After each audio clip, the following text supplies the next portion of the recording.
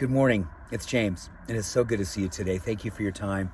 Thank you for your energy. I'm deeply grateful to have the honor and the blessing of laying eyes on you. And I do hope and pray that this message finds you and all the people that you love peaceful, thriving, and very, very well.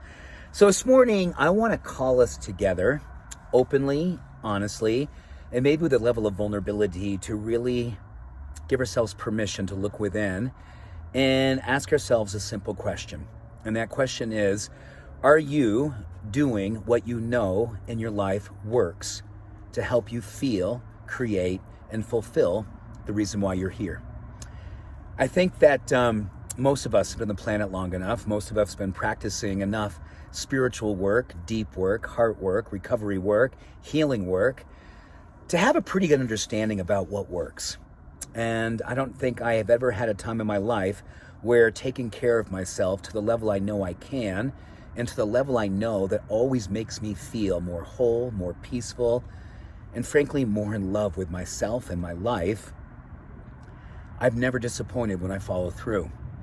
So I wanted to ask all of us to consider, what is it this year, this time, today, that we are willing to move out of the way? What is the limiting belief? What is the trauma? What is the healing work?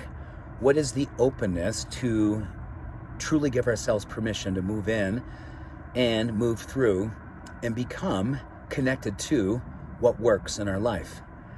I think all of us know there are practices that when they become non-negotiables for us, we thrive.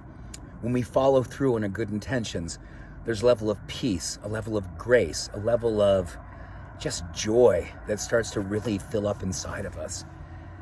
And I know the days that when I don't follow through and do the simple things, do the things that I know absolutely always make me feel more whole, more connected to God, more connected to this community, more connected to the people I love, because I'm walking on the planet with a level of integrity and a level of character that I know is my best self.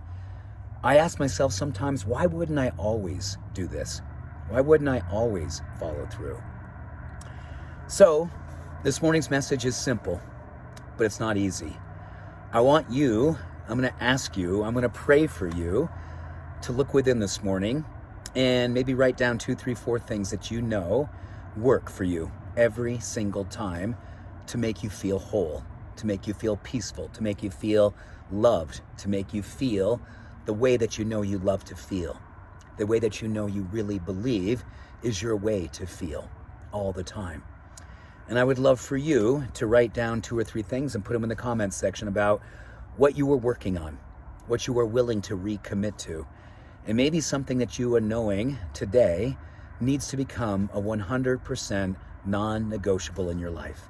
It never won't happen again. Spirit willing, you will always follow through. It's an act of love to prioritize our self-care. It's an act of courage and compassion to follow through.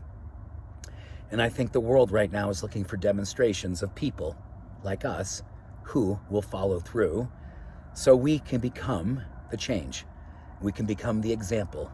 We can become, for ourselves and for everyone who has the blessing of laying eyes on you, a demonstration of love, living well, living out loud, and fully giving ourselves permission to create a life that's loved and well lived. Because truly, that is a spiritual practice whose time has come. No more need, no more postponing our joy. We know what to do. Can we? Will we? Yes. Yes, we will follow through. I look forward to seeing your comments. I look forward to seeing how this community rallies and supports each other under the influence of vulnerability, honesty, and openness to allow us to be seen and to see, and let us co-create something beautiful together. Thank you. Thank you. I love you. Have an awesome day. Bye-bye.